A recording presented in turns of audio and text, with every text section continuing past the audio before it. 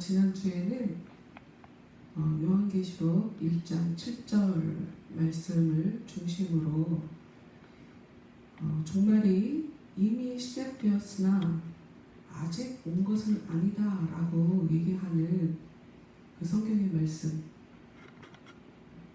그래서 교회는 이미와 아직의 그 긴장을 가지고 지금 우리가 살아가고 있다라고 하는 그런 이야기를 지난주에 말씀을 나눴어요. 한 번 더 이 말씀을 짚어보고 다른 부분으로 가도록 하겠습니다. 요한계시록 1장 7절 말씀. 요한계시록 1장 7절. 볼지어다 그가 구름을 타고 오시리라. 각 사람의 눈이 그를 보겠고 그를 찌른 자들도 볼 것이요 땅에 있는 모든 족속이 그로 말미암아 애곡하리니 그러하리라. 아멘. 이 말씀은 다니엘서 그리고 스가랴 말씀을 인용을 해서 지금 기록해 놓은 것이에요. 그래서 이 말씀을 가만히 보면 예수님께서 우리에게 그 어떤 주권을 갖고 계시다 하는 것을 이 말씀이 얘기하고 있어요. 각 사람의 눈이 그를 본다라고 써있죠. 각 사람이라고 써있지만 우리에게 쉬운 표현으로 모든 사람이 본다라는 얘기예요. 모든 사람이 예수님이 구름을 타고 오는 것을 보게 된다라는 이야기고, 또 예수님을 찌른 자들도 예수님을 보게 된다라고 얘기를 하고, 또 땅에 있는 모든 족속이 그로 말미암아 애곡하게 된다라고 말씀을 하고 있죠. 특히나 여기 볼지어다 그가 구름을 타고 오시리라 라고 써있는 이 말씀은 현재 그분이 오고 계시다 하는 그런 의미로 써져 있는 거예요. 그러니까 봐라, 그가 구름을 타고 오신다. 볼 수 있는 사람 본다는 얘기죠. 봐라, 그가 예수님께서 구름을 타고 오신다 라고 써있어요. 그러니까 이 말씀은 무슨 말이냐면, 지금 현재는 그리스도인들만 예수를 볼 수 있다. 그런데 그때가 되면 그분이 구름을 타고 모든 사람이 볼 수 있도록 나타나게 된다면, 그때는 예수님께 반역하는 사람들도 예수님을 볼 수 있게 된다라는 그런 얘기고요. 어느 누구도 피할 수 없는 예수님의 이 땅 가운데 임함이, 그 사건이 일어나게 될 거다 하고 얘기를 하고 있는 것이고, 그리고 특히나 이 땅에 오셔서 사람들을 심판하시는 그 예수님으로 인해서 회개하지 못한 사람들이 정말 비참함에 빠지게 될 거다 하는 그런 말씀을 이 계시록 1장 7절이 이야기를 하고 있는 거예요. 주님을 대적하는 사람이 나는 예수님을 본 적이 없는데, 우리는 그렇게 생각할 수 있겠지만 성령으로 구약에서도 주님에 대해서 육으로 경험하지 않았지만 그가 하나님께 대적하고 하나님의 말씀을 전하는 선지자들을 핍박하고 하는 그 모든 것들을 성경은 주를 핍박한 것과 동일하게 보고 있어요. 교회를 핍박하는 것, 예수님의 사람들을 핍박하는 것을 교회를 핍박하고 예수를 핍박한 것다, 예수를 핍박한 것이다 라고 성경이 얘기를 해요. 그래, 교회를 핍박하고 교회를 대적하는 그런 사람들 크게 애통하게 될 거다라고 하는 그 말씀을 지금 확실히 강조를 하고 있다고 볼 수 있습니다. 그럼 이렇게 현재 벌어지고 있는 예수님의 모습, 교회가 이미 종말이 시작되었으나 아직 확실한 그 종말이 임하지 않은 이 중간 시대를 살아가고 있는 우리, 요 모습에 대해서 좀 더 구체적으로 이야기하고 있는 부분을 우리 함께 보도록 하도록 하겠습니다. 계시록 19장 말씀으로 가보도록 할게요. 계시록 19장 말씀, 계시록 19장 11절부터 19절 6절까지 말씀 보도록 하겠습니다. 계시록 19장 11절부터 16절. 그동안 설교하면서 제가 요한계시록 본 적이 별로 없던 것 같아요. 왜냐면 어찌됐건 조심스러워요. 한국교회에서 너무 많은 사람들이, 특히나 이단들이 요한계시록, 그 사람들은 특히나 요한계시록을 좋아해요. 말씀 풀이 하는, 대부분 요한계시록 말씀 푸는 사람들 보면 좀 자기 마음대로 해석을 하는 그런 경우가 되게 많아서 오히려 요한계시록에 대해서 그 말씀을 나누지 않게 되는 것 같아요. 반대로. 네, 요한계시록 19장 11절 말씀 읽어보도록 하겠습니다. 또 내가 하늘이 열린 것을 보니, 여기서 내가라고 얘기하는 사람은 요한이죠. 요한이 지금 하늘이 열린 것을 봤어요. 여러분, 요한 계시록이죠. 계시록. 우리가 보려고 노력해서 볼 수 있는 게 아니에요. 하늘이 열려야 볼 수 있는 거예요. 여러분, 이게 왜 중요하냐? 성경은 우리에게 믿음을 가지라고 얘기해요. 그러나 우리는 그분이 나한테 믿음을 주셔야 내가 믿음을 가질 수가 있는 거예요. 그분을 우리가 알아야 되는데, 그분이 먼저 우리에게 찾아와 주셔야, 그분이 우리에게 나타나 주셔야 우리가 그분을 알 수 있게 돼요. 이게 굉장히 중요해요. 주권이 나한테 달려있는 게 아니라 하나님한테 달려있다. 그분한테 달려있다. 굉장히 중요합니다. 지금 하나님께서 요한에게 특별한 것을 보도록 하시는 상황이에요. 어떤 것을 보게 되냐면, 보라, 백마와 그것을 탄 자가 있으니, 성경에서 백마, 사실 저는 백마 이러면 백설공주가 생각납니다. 어떤 정신분 분석학자가 백마탄 왕자에 대해서 정신병 환자 제정신 아닌 걸로 뭐 이렇게 얘기하는, 그러니까 제정신이 아닌 사람이 하얀 말을 타고 돌아다니는 걸로 이렇게 묘사하는 그런 이야기도 봤었는데요. 성경에 이 말이라고 나온다면 이것은 전쟁과 관련해서 이야기를 하는 거예요. 이 말이라는 것 자체가 애굽에서 들어와요. 성경을 보면 그래요. 잘 보이실지 모르겠지만 제가 이 투명막을 설치해서 마스크를 안 했는데 물 먹기가 상당히 좋습니다. 아주 좋네요. 이 말이라고 할 때는 전쟁할 때 군사적으로 굉장히 중요성을 강조하는 그런 말이라고 생각해야 해요.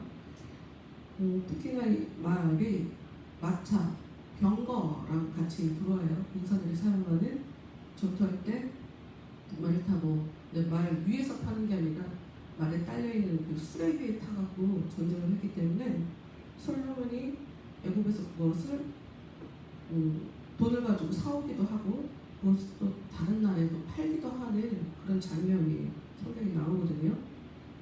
그때 이 말과 전차, 이 말과 병거는 이 군사력에 있어서 과거 세계의 군사력에 있어서 그 중심에 있다고 볼 수가 있어요. 그러니까 말을 얘기하는 건 전쟁을 상징하는 거예요. 신약성경에는 이 말이라는 말이 총 17번이 나와요.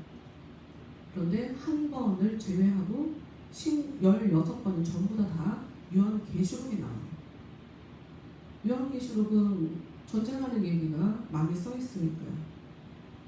전쟁하는 얘기가 굉장히 많이 써있기 때문에 특히나 여러분 말은 사실 아무나 탈 수 있는 게 아니잖아요.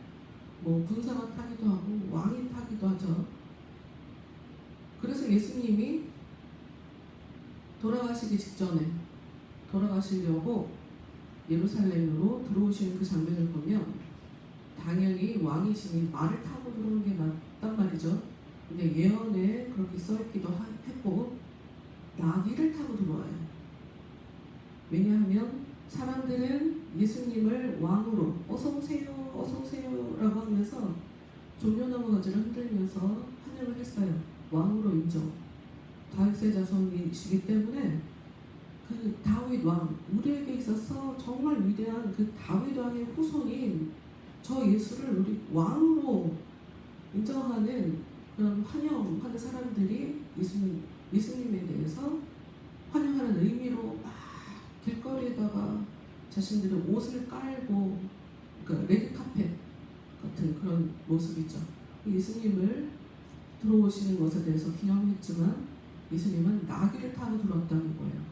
전쟁을 하러 들어온 것이 아니라 예수님은 자기를 오히려 겸손하게 자기를 하나님 앞에 내려놓고 사람들을 위해서 자기가 죽는 자리, 그러니까 사람들과 싸워서 사람들을 지배하기 위해서 지금 예루살렘에 들어오는 것이 아니라 오히려 반대로 사람들에 의해서 죽음을 당하러 제일 낮은 자리로 가시기 위해서 들어오시는 과정이기 때문에 말이 아닌 나귀를 타고 들어오시게 되죠. 구약 성경에 말과 병거가 나타나는 부분이 있어요. 엘리야가 그렇고요. 엘리사가 그래요. 두 부분 다 하나님의 일을 하는데 사용되고 있는 그런 모습들, 특히나 전쟁을 할 때 나타나는 그런 모습들, 하나님이 일을 하실 때 그 모습을 엘리야하고 엘리사에게 보여주시면서 말과 병거, 전차가 나타나는 것을 보여주시죠. 그래서 예수님이 하얀 말을 타고 들어오세요. 하얀 말을 타고 들어오신다라는 것은 어떤 의미냐면 이긴다는 의미예요. 반드시 이긴다. 여러분 성경에 보면 예수님은 이길 때까지 싸우세요. 그래서 이기세요. 질 수가 없어요.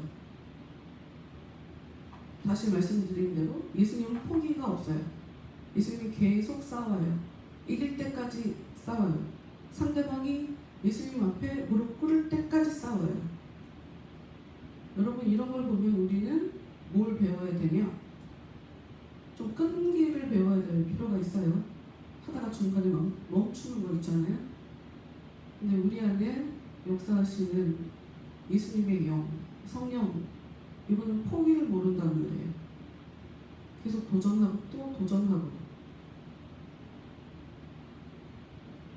말씀을 봅시다. 요한계시록 9장 11절 말씀 다시 보라. 백마와 그것을 탄 자, 하얀 말이 있고요. 그것을 탄 사람이 있어요.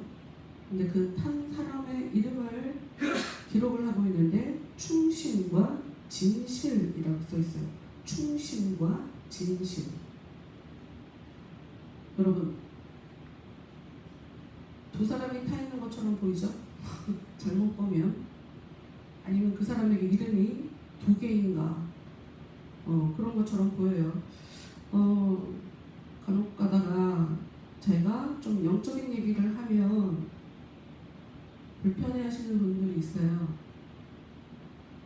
저는 제가 영적인 세계를 보고 경험한 것에 대해서 사람들 앞에 자랑하고자 하는 것이 아니라 실제로 하나님이 이렇게 이름을 보여주시는 것을 너무 많이 경험했기 때문에 사람들 속에서도 이름이 보이죠. 글자, 단어가 보이죠. 단어.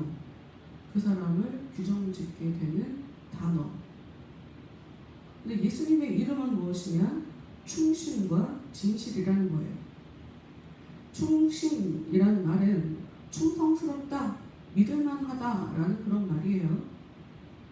진실은 알죠. 진실이 무슨 뜻인지 우리가 참되다, 진실하다. 하는 그런 의미죠. 그런데 왜 예수님의 이름, 백마를 타고 이길 때까지 싸우려고 하는 그 예수의 이름이 왜 충신과 진실인가? 그 뒤에를 보면, 뒤에 붙어서 나오는 말씀을 보면 알 수가 있어요. 뭐라고 이야기를 하고 있냐, 뭐라고 덧붙이고 있냐면, 그가 공의로 심판하며 싸우더라. 공의로 싸운대요. 이 공의를 좀 보려면 마태복음 말씀을 잠깐 봐야 될 필요가 있어요. 마태복음 13장 말씀. 마태복음 13장 41절부터 43절까지 말씀.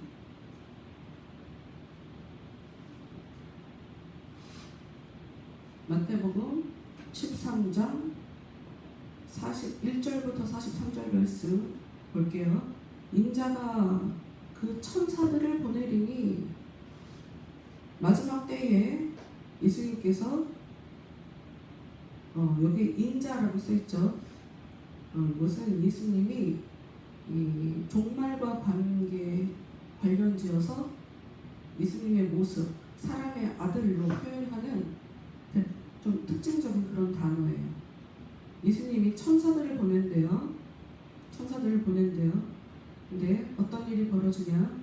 그들이 그 나라에서 모든 넘어지게 하는 것과 또 불법을 행하는 자들을 거두어내어 풀무불에 던져 넣으리니 거기서 울며 이를 갈게 되리라. 이 말씀을 잘 보면 사실 그 위에 어떤 말씀들이 나오냐, 밭이 나오고요, 밭에 좋은 씨를 뿌려요. 근데 좋은 씨를만 뿌려준 것이 아니라 밤에 보니 가라지를 누가 원수가 뿌리고 갔어요. 그러니 지금 이게 무슨 얘기냐, 그때 종말의 때에 가라지들을 뽑아서 버린다 하는 그것을 풀어서 쓰고 있는 거예요. 가라지. 어떤 존재들이 가라지인가?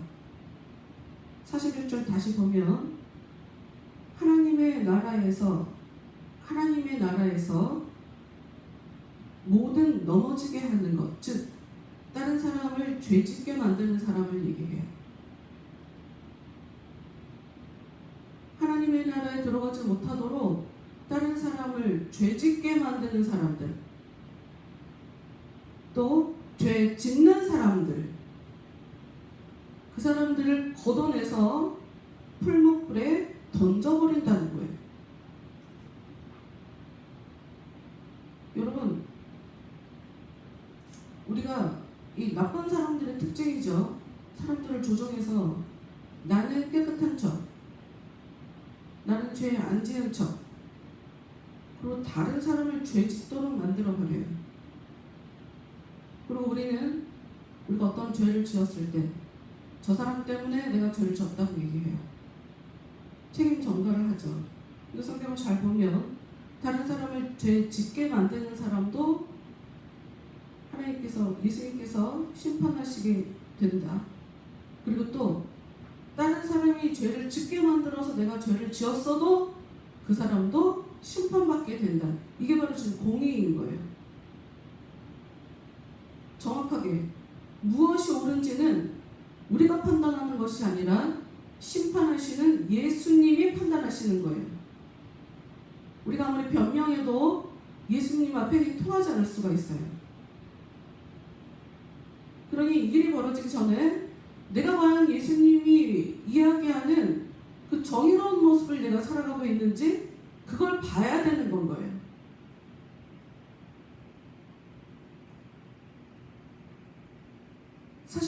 말씀 한 번 더 읽고 다른 데로 넘어갈게요. 그때의 의인들은 자기 아버지 나라에서 해와 같이 빛나리라. 말씀이 잘 보면 둘 다 지금 하나님 나라에 들어있는 상태예요. 둘 다. 그런데 죄를 지은 사람, 남을 죄짓게 만드는 사람들은 쫓겨 쫓겨나는 거예요. 그리고 죄를 짓지 않는 그 의인들은 그 자리에 계속 살게 되는 거예요. 그럼 이제는 우리가 데살로니가 후서 말씀으로 한번 가서 보도록 하겠습니다. 데살로니가 후서 1장 4절 1장 4절부터 9절. 데살로니가 후서 1장 4절부터 9절 말씀.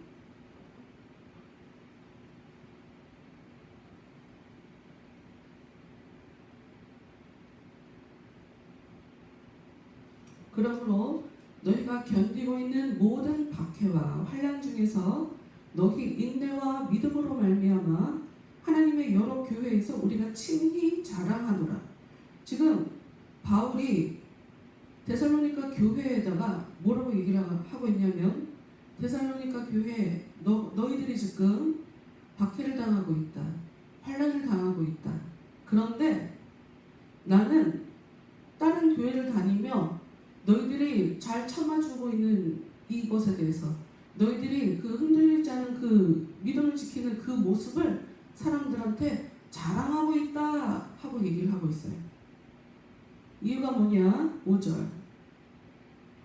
이는 하나님의 공의로운 심판의 표여 너희로 하여금 하나님의 나라에 합당한 자로 여김을 받게 하려 함이니 그 나라를 위하여 너희가 또한 고난을 받느니라. 지금 데살로니가 교회가 겪고 있는 박해, 환난, 이것이 지금 하늘나라에 들어가기 위해서 고난당하고 있는 거라는 거예요. 또 이들이 당하고 있는 이 박해와 환난이 하나님이 지금 심판하고 계시다는 뜻이라는 거예요. 공의로운 심판을 하고 있다는 표라는 거예요. 여러분, 지금 이미와 아직을 얘기하고 있고요. 요한계시록 19장 말씀을 보면서 예수님께서 사람들에게 공의로 심판하고 계시다라고 하는 말씀을 보고 지금 데살로니가 이 말씀으로 왔어요. 우리는 요한계시록에 써있는 말씀이니 앞으로 종말의 그 일이 벌어질 것이다 라고 생각할 수 있으나 그게 아니라는 거예요. 여러분, 그 말씀은 현재 그 일이 벌어지고 있다라고 기록하고 있어요. 지금 예수님이 사람들에게 심판을 하고 계시는데 충성스럽게 진실하게 공의로 심판하며 싸우고 있는 모습이 어떤 형태로 드러나고 있냐? 교회가 박해당하고 교회가 환난당하는 모습으로 지금 드러나고 있는 거예요. 근데 6절 말씀을 보면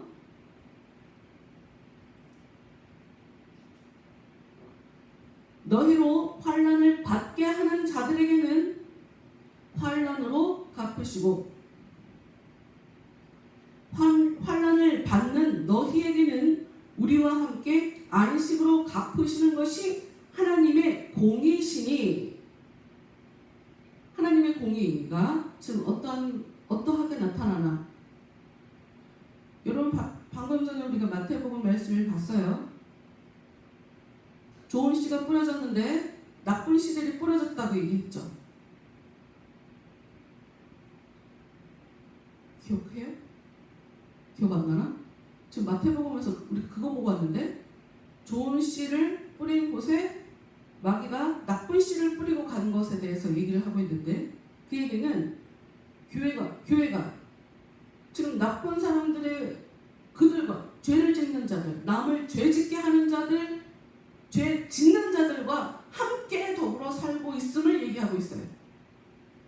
근데 의인들의 특징이 뭐냐?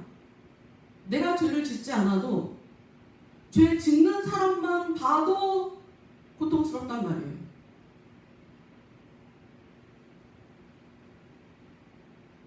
요거까지 느껴져야, 여러분, 요런 게 느껴져야 우리가 은혜를 아는 사람인 거예요.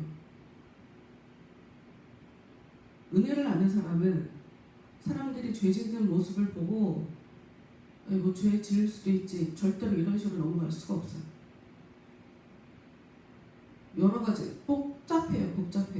그 영혼이 당할 고통도 생각나고, 그 사람으로 인해서 다른 사람들이 전체적으로 영향받는 것도 생각하고 괴로워요. 구약성경에 보면 선지자들이 왜 하나님 우리가 이렇게 죄를 짓도록, 사람들이 왜 죄를 짓도록 그냥 놔두십니까? 이런 호소가 나오거든요. 저들과 같이 살아간다. 그 사람들이 의인을 괴롭게 하는 수도 있고 죄를 짓게 만드는 경우도 있을 거예요. 그래 같이 살아간다는 것만으로도 이 사람들에게는 그것이 박해고 환난인 거예요. 못 살게 구는 사람, 더불어 왜 그거 있잖아요. 진짜 답 안 나오는 사람하고 같이 있기도 싫은 거. 잘못 얘기하시면 내가 사람 가리는 줄, 그런 의미가 아닌데, 죄는 오염성이 강해요. 여러분, 전염돼요. 누가 하나 불평하기 시작하면 아무 생각 없는 옆에 사람들이 불평하게 됩니다.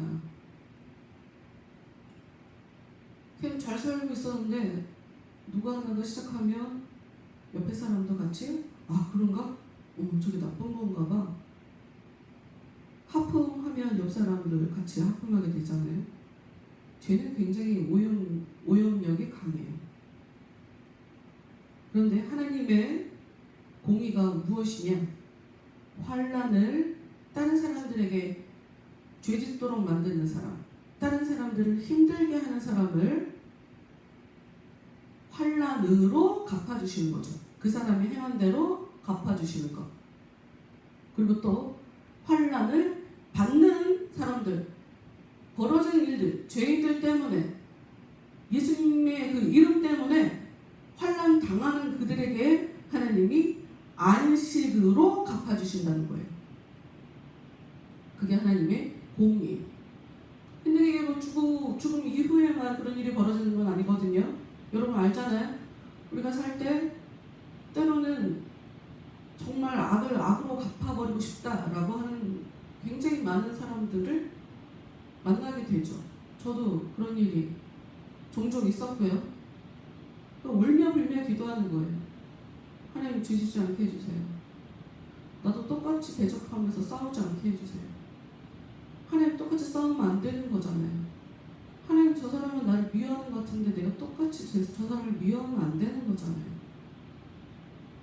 그래 그 사람이랑 계속 붙어 있으면 안 되니 때론 떨어져 나오지만 하나님 앞에 계속 오는 거죠.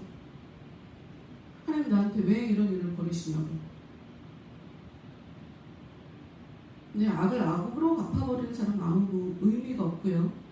여러분 예수님이 왕이시지만 말을 타고 들어오신 것이 아니라 나귀를 타고 들어오셨다 하고 아까 말씀드렸던 것처럼 못된 자들에게 죽음을 당하는 게 하나님의 아들들이 이 땅에서 살아가도록 하는 그 하나님의 그냥 경륜, 그러니까 운영 방식이에요. 하나님이 일하시는 방식이에요. 상을 주려면 뭔가 자료가 있어야죠. 왜 안식을 당해야 돼? 쓸데없이 고통받았으니까. 쟤네들은 왜 하나님이 잘못했다고 심판하시고 왜 벌을 줘야 돼? 쟤네는 이 땅에서 절대로 좋은 사람이 아닌데 다른 사람들 것을 착취해서라도 다른 사람들을 못 살게 굴어서라도 편안하고 행복하게 살았으니까, 부유하게 살았으니까. 그러니 그 이후에 죽음 이후에는 반대로 고통을 주는 거죠. 여러분 이게 하나님이 얘기하시는 공의예요. 그러면 이번엔 우리가 다른 데를 한번 볼까요? 마태복음 7장 20절부터 23절.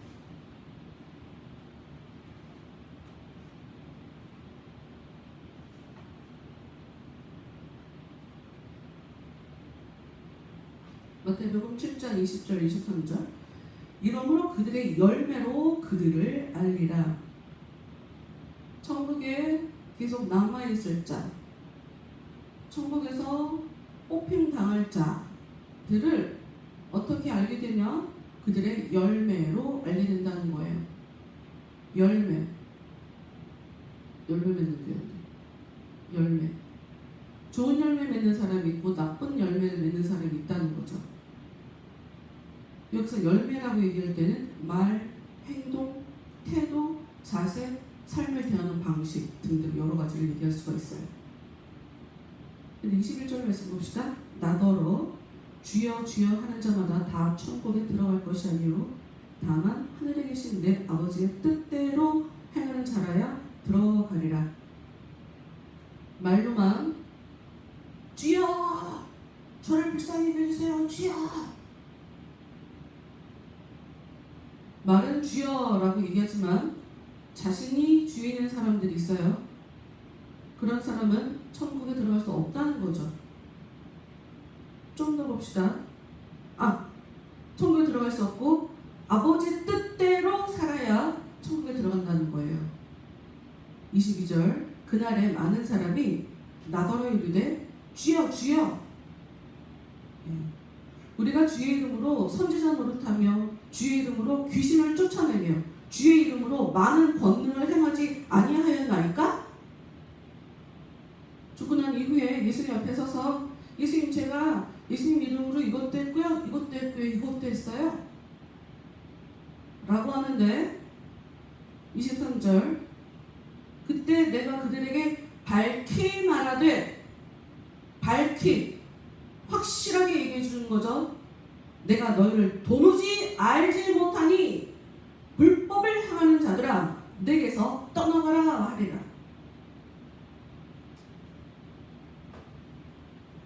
안다고 착각하는 사람들, 그래서 내가 주님의 이름으로 이 일도 하고 주님의 이름으로 귀신도 쫓아내고 주님의 이름으로 큰일을 했단 말이죠. 근데 예수님이 나는 널 몰라, 나 너 모르는데 왜 너는 나 아는 척해, 나 너 몰라 하고 쫓아낸다는 거예요. 그렇다는 얘기는 하나님의 뜻대로 행하는 자는 예수님을 알아야, 예수님을 아는 사람들이 바로 하나님의 뜻대로 행할 수 있다라는 말이죠.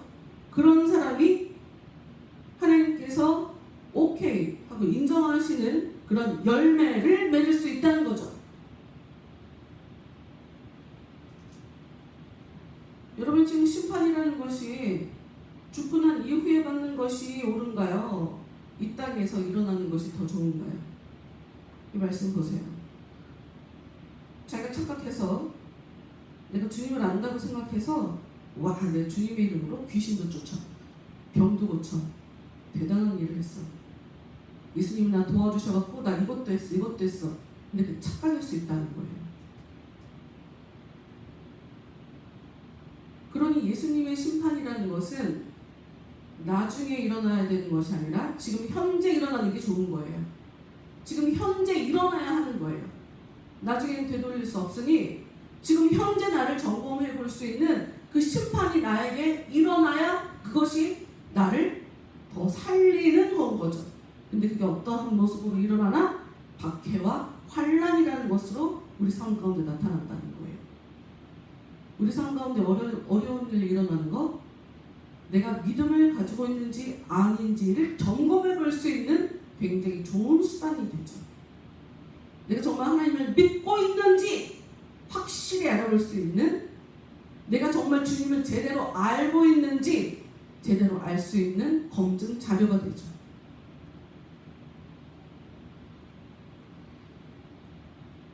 이번에는 어느 말씀을 보나? 요한계시록 3장 말씀을 함께 보도록 하겠습니다.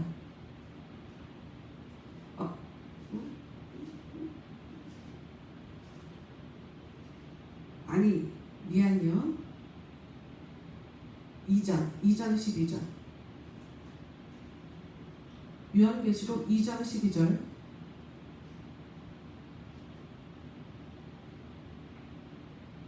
우리가 아까 본 그 계시록 19장 말씀 보면 그 백마탄 예수님께서 전쟁을 하실 때 입에서 검이 나오거든요.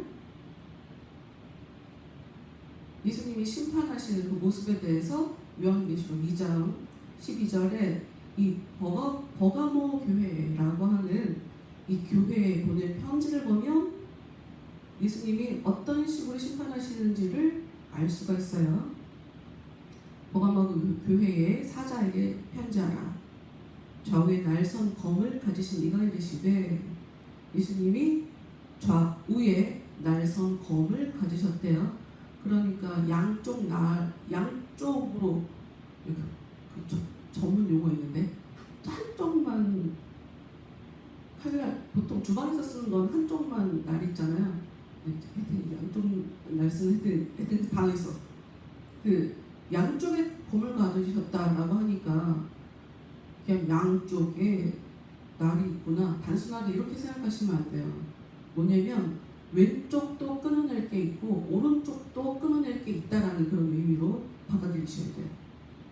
왼쪽에도 잘라낼 게 있고 오른쪽에도 잘라낼 게 있다.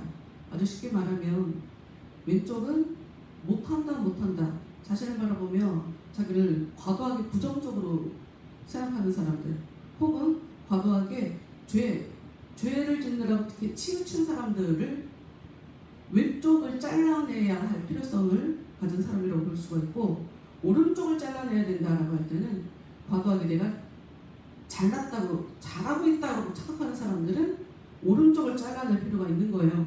하여튼 그런 의미를 가지고 지금 얘기하고 있죠. 13절. 네가 어디에 사는지 내가 안다. 거기는 사단의 권좌가 있는 데라.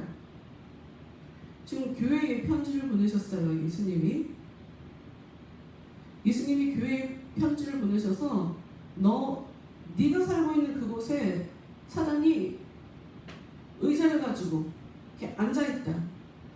여러분 요한계시록을 보면 권좌에 그 의자에 앉으시는 것은 예수님이어야 해요.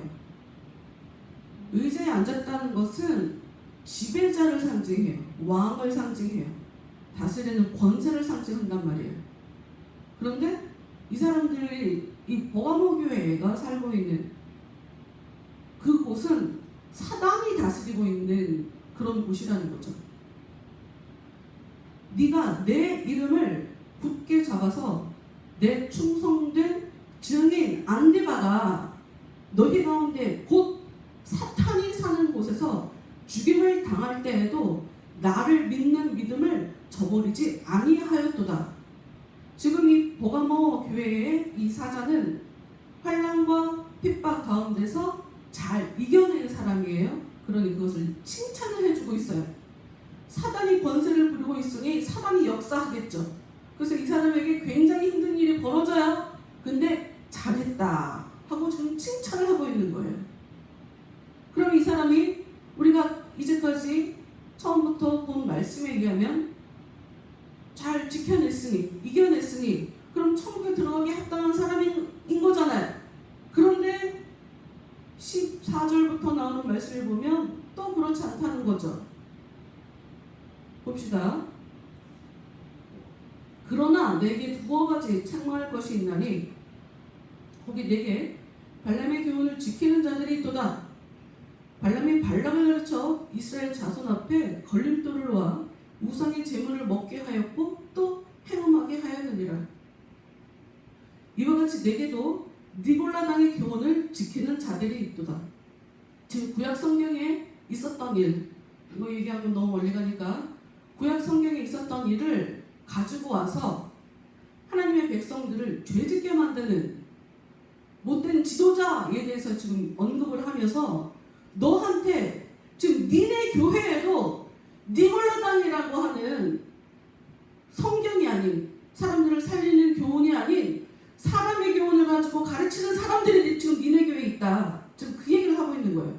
죄를 짓게 하는 사람들, 다른 사람들에게 교회에 다니는 사람들에게 무엇이 진리인지를 정확하게 알지 못하게 하고 그래서 그러하여금 하나님이 원하시는 게 무엇인지를 정확하게 알지 못하게 해서 죄 짓게 만드는 사람들에 대해서 언급을 하며 16절 그러므로 회개해라. 그러지 아니하면 내가 속히 내게 속히 가서 내 입의 검으로 그들과 싸우리라. 회개는 사자가 해야 되는 거고요. 니골라당의 교훈을 지키는 자들이 해야 되는 거예요. 여러분 지금 예수님이 예수의 말씀을 성경의 말씀을 자기 마음대로 해석하는 사람들, 그래서 사람들로 하여금 올바로 이 사람들이 믿지 못하도록 하는 그 사람들이 분명 교회 안에 있는데도 불구하고 이 버가모 교회 사자는 자기 믿음을 지키는 건 잘했는데 가르치는 걸 못했단 말이에요. 쟤네들이 이상한 짓을 하고 있는데, 이상한 말을 하고 있는데, 이상한 가르침을 얘기했잖아요. 자기들끼리 이상하게 믿는 거면 모르는데 전파한단 말이에요. 전염한단 말이에요. 다른 사람들을 내게까지 이상한 소리 한단 말이에요. 쟤네들을 왜 그냥 놔두냐? 회개해라! 라고 얘기를 하고 있어요. 내가 하나를 잘했다고 다른 일도 잘하는 게 아니에요. 이걸 잘했지만 다른 건 못했을 수가 있어요. 지금 현재 잘못하고 있는 것일 수도 있다고요. 이게 하나님의 큰 그 환난과 심판을 나한테 가져올 수가 있단 말이에요. 그러니 나를 돌아봐야 되는 거예요. 어찌됐건 지금 성경 말씀은 회개해야 된대요. 회개하지 않으면 예수님의 검으로 그들과 싸우겠다라고 얘기를 하고 있어요. 그러니 여러분 심판이 언제 일어나는 거예요? 종말에 일어나는 게 아니에요. 이 사람이 예수님 보실 때 이 정도면 회개해야 되는데, 이 정도면 정리해야 되는데 자꾸 시간을 넘기네, 안 되겠네 하고 예수님께서 찾아오셔서 이들을 심판하시는 거죠.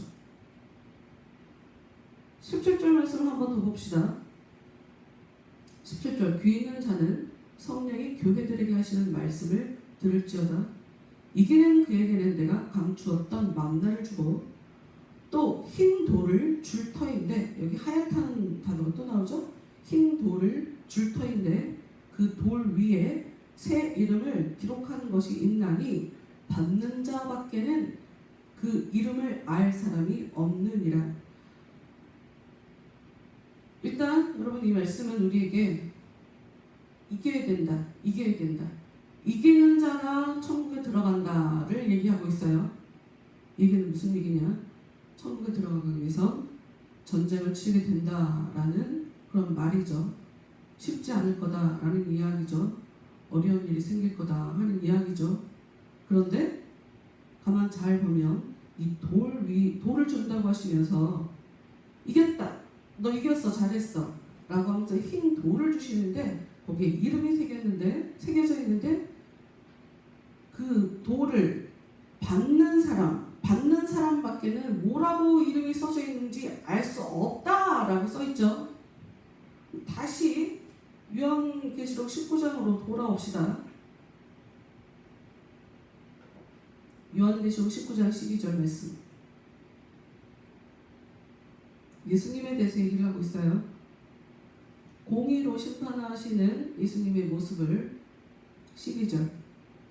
그 눈은 불꽃 같고 예수님의 머리에는 많은 관들이 있고 또 이름 쓴 것 하나가 있으니 자기밖에 아는 자가 없고, 좀 뭔가 비슷하죠. 아까 우리가 보고 온 말씀하고 비슷해요. 앞부분하고. 또 그가 피 뿌린 옷을 입었는데 그 이름은 하나님의 말씀이라 칭하더라. 지금 예수님의 눈이 불꽃 같아요. 이게 무슨 말일까요? 사람들은 보통 우리가 우리 마음 상태를 감추고 살죠. 겉으로만 뭔가 잘하고 있는 것처럼 그렇게 살죠. 남을 남이 나에 대해서 잘한다 칭찬하고 남이 나에 대해서 훌륭하다 얘기하면 그걸로 끝인 걸로 생각하죠. 사람들에게 칭찬받으면. 여러분 예수님한테는 그런 거 소용없어요. 성경이 얘기해요. 지난주에 어떤 목사님께서 말씀 전하시는 걸 보고 저도 모르게 좀 화가 나갖고 또 이렇게 얘기하면 내가 뭐 성경 되게 막 잘 해석하는 걸로 막 이렇게 오해할까봐 그런 의미로 얘기하는 게 아니라 이 교회 안에 성경 말씀을 진짜 되게 유명하시는 분들이고 그분 말씀 참 좋다라고 하시는 그런 분들인데도 불구하고 성경 말씀을 성경과 관계없이 이렇게 설교하시는 분들이 있어요. 그냥 그런 말씀이 있는데 그냥 읽어 들을 테니까 찾아오지는 마시고 그냥 들으세요. 여러분 우리가 다른 사람들한테 그러니까 우리가 예수님은 우리한테 믿음을 되게 중요시 여기시지만 우리가 믿음이 있는지 없는지 사실 잘 알지 못해요. 그걸 잘 모르니까 예수님 앞에 갔는데 예수님이 나는 널 몰라 하고 얘기하시는 그런 일도 있다라고 성경에 기록하고 있단 말이죠. 성경에 마태복음 5장에 이런 말씀이 써 있어요. 옛 사람에게 말한 바 살인하지 말라 누구든지 살인하면 심판을 받게 되리라 하였다는 말을 너희가 들었으나 성경은 그러니까 구약 성경은 살인하지 마라 살인하면 너도 심판받는다 하고 써있다. 그런데 난 아니다. 나는 니네 마음 상태가 더 중요하다. 나는 너희들한테 뭘 원하냐면 나는 너희들한테 얘기한다. 형제한테 화내면 심판받을 거다. 형제한테 욕하면 잡혀갈 거다. 형제한테 미련한 놈이라고 무시하면 지옥불에 빠지게 될 거다. 여러분 이런 게 사실 열매인 거예요. 나쁜 열매. 우리는 화나면 화낼 수 있죠. 화나는데 욕은 못하겠어요? 누가 봐도 저희 무시할 만한 사람인데 왜 여러분 교회 다니는 사람들 난 무시하는 사람들 엄청 많아요. 자기 무시하는지도 몰라. 비웃으면서 얘기하는데도 듣는 내가 창피해. 너무 창피해. 막 손발이 막 오글오글. 야, 저렇게 남을 무시하나? 이렇게 느껴질 정도인데도 남 무시하는 게 너무 싫은 그런 그리스도인들이 많단 말이에요. 근데 성경은 그렇지 않아요. 여러분 예수님의 눈은 불꽃 같아요. 사람의 마음을 들여다본단 말이에요. 환하게 들여다본단 말이에요. 신앙생활 잘한 척 할 필요가 없어요. 화냈어? 심판받을 거야. 남한테 욕했어? 잡혀갈 거야. 남 무시했어? 지옥에 빠질 거야. 근데 여러분 우리 다 이런 죄 지어요. 그럼 뭘 해야 돼요? 가기 전에 심판받아야지. 이 땅에서. 요한계시록은 우리에게 생명책에 우리가 한 행동들 다 기록하고 있대요. 그래서 우리가 한 대로 거기 기록되어 있는 대로 우리한테 갚아주신다. 심판하신다 라고 성경이 얘기하고 있어요. 그럼 우리가 우리의 그 생명책에 써있는 우리의 못된 행동 죽어 마땅한 하나님 앞에 죄라고 얘기할 수 있는 그 죄된 행동을 어떻게 지워야 되냐? 회개하면 지워지는 거예요. 회개하면 회개로 지우는 거예요. 회개로. 그리고 죄를 짓고 나서 입 다물고 있으면 안 돼요. 내가 이렇게 죄에 졌어도 이렇게 교회 나오면 회개 하나님 용서하시는 거지. 여러분 이렇게 물타기 하고 들어오시면 안 돼요. 절대로. 왜? 예수님은 공의로 심판하시는 분이에요. 공의로. 그래서 이런 일들이 쌓여서 어떤 일이 벌어지냐? 저쪽에서도 나한테 함부로 대하는 일이 벌어지죠. 행한 대로 갚아주시느라고. 저쪽에서 나한테 화를 내죠. 상대방이 나한테 욕을 하죠. 상대방이 나를 무시하죠. 내가 죄 지은 것 같아서 환난을 겪고 내가 죄 지은 일로 지금 이렇게 어려움을 당하고 있지만 그럼에도 불구하고 이것은 내가 이 땅에서 털어버려야 천국에 들어갈 수 있기 때문에 천국에 들여보내기 위해서 하나님께서 예수님께서 지금 이 시간에 우리에게 심판하고 계시는 그런 모습인 거예요.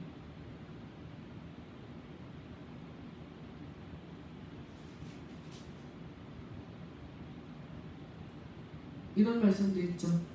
가늠하지 말라 하였다는 것을 너희가 들었느냐? 나는 너희에게 이르노니 음욕을 품고 여자를 보는 자마다 마음에 이미 가늠하였느니라. 바람 안 피웠어도 내 여자가 아닌데 저 다른 여자를 보고 내 마음속에 음란한 생각이 올라왔다. 나는 이미 가늠했다는 거예요. 여러분 어떠한 일이 벌어지냐? 이런 것에 대해서 우리가 우리 마음속에서 올라오는 이 음란한 생각에 대해서 우리가 이것이 나쁘다, 이것이 문제다, 이게 하나님 앞에 옳지 못한 것이다 라고 하나님께 회개하거나 내가 나를 교육시키지 않는다면 여러분 언젠가 우리는 몸이 움직여서 이런 죄에 빠지게 돼 있어요. 인간이라는 존재는 내가 나쁘다는 걸 알아야 돼요. 주님이 우리에게 나쁘다는 것을 알려주세요. 너무 쉬워. 교회 다니면서도 바람 피우는 게. 내 여자 내 남자한테만 잘해야지. 왜 다른 여자, 왜 남의 여자 남의 남자한테 뭐 그렇게 좋아, 뭘 그렇게. 여러분 이게 아무것도 아닌 것 같지만 성경에 보면 눈이 잘못했을 때 눈이 빼버려라. 네 눈, 죄진 그 눈을 그냥 놔두면 온몸이 지옥에 던져진다라고 성경에 기록하고 있어요. 나쁘다고 이건 옳지 않아 라고 브레이크 잡지 않으면 내 몸이 움직여서 죄짓게 돼 있다고요. 마음이 흔들리게 돼 있다고요. 그것 때문에 다른 일에 또 영향받게 돼 있다고요.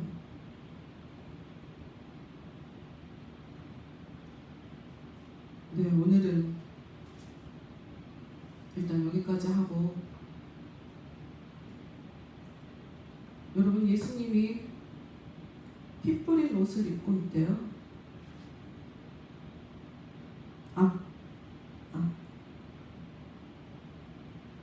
여러분 나중에 예수님의 눈이 불꽃 같고 예수님 머리에 많은 관들이 있대요. 이게 무슨 얘기냐면 사람들한테 자신의 관을 나눠주신다는 걸 얘기해요. 이게 무슨 얘기냐? 우리가 왕 같은 존재로 하늘나라를 들어가게 된다는 것을 얘기해요. 하나님의 자녀들에게, 승리한 사람들에게 잘 싸웠어, 잘 이겨냈어, 잘 견뎌냈어 라고 관을 씌워준다. 그래서 예수님이 많은 관을 가지고 있다라는 그런 얘기예요. 우리한테 관을 씌워주시려고, 면류관을 주시려고. 잘했어, 잘 견뎠어, 잘 이겨냈어.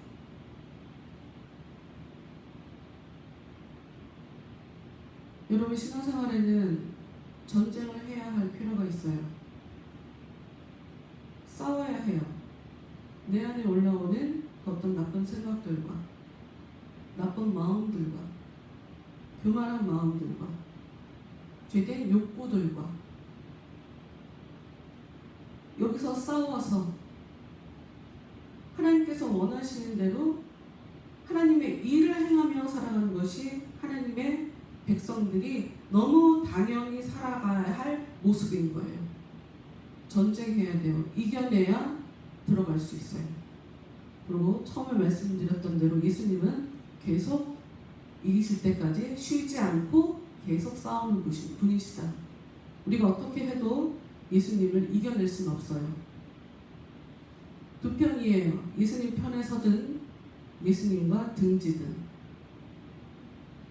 예수님의 편에 선다는 건 예수님이 날 위해 대신 싸워주기도 하지만, 그런데 내가 예수님께 잘했다, 너는 천국 들어가게 합당해 하는 이 자료들을 보이기 위해서 이 땅 가운데서 환난과 핍박과 어려움이 찾아오게 된다. 그래서 그런 때에 굉장히 여러 가지 일들로 발생되겠죠. 물질이 돈이 없어진다던가, 가난이 찾아온다던가, 사람들과 굉장히 인간관계에서 어려운 일이 벌어진다던가, 건강에 문제가 생긴다던가, 굉장히 어려운 일이 여러 가지로 나타나게 될 것인데, 그런데 그때마다 자주 말씀드리지만 우연히 벌어지는 일은 없어요. 하나님의 백성들에게 최소한 하나님이 직접 그 일을 벌이시지 않았어도 하나님이 허락하신 일이에요. 그러니 하나님 앞에서 나를 저 사람이 힘들게 했다고 사람한테 쫓아가서 싸우고 똑같이 갚아주고 이런 식으로 살 수는 없어요.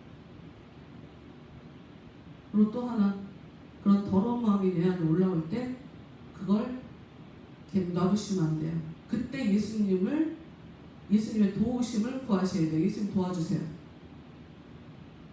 제 안에 있는 이 못된 마음들을 다 잘라내주세요. 정리해주세요. 제가 참을 수 있도록 저한테 힘을 주세요. 그런 식으로 은혜를 구하면서 예수님께서 원하시는 그런 좋은 열매를 맺으며 살아가야 된다는 거죠. 다시 한번 말씀드려요. 성경에서 얘기하기를 종말은 예수님이 오시면서 이미 시작됐어요. 그러나 아직 완성된 건 아니에요. 내가 굉장히 잘했다 할지라도 또 나한테 문제가 있어서 내가 미처 깨닫지 못한 그 일이 있어서 그것 때문에 책망받을 수 있는 게 우리 인간이에요. 우리는 완벽하게 지금 현재 모습이 완벽한 모습이 아니니까요. 그러니 우리는 계속 주님께 나아갈 때까지, 이 세상이 끝날 때까지 어찌 보면 쉬지 않고 죄와 전쟁을 해야 돼요. 좀 더 구체적으로 내가 죄짓게 만들어버리는 또 다른 나와 계속 전쟁을 해야 돼요. 주님의 도움 없이, 주님의 은혜 없이 절대로 그 전쟁에서 이겨낼 수 없습니다. 이 시간 우리 다 같이 말씀을 기억하시며, 내 생명 끝나고 난 이후에 나를 심판하지 마시고 지금 나에게 심판해 주시라고, 내가 잘못한 것에 대해서 지금 알려주세요. 지금 판결해 주세요. 지금 저를 판단해 주세요. 내 문제를 보여주세요. 제가 고칠 수 있도록 저에게 힘을 주세요. 제가 제 문제를 저한테서 끊어낼 수 있도록 저에게 능력을 주세요. 이렇게 다 같이 기도하도록 하겠습니다.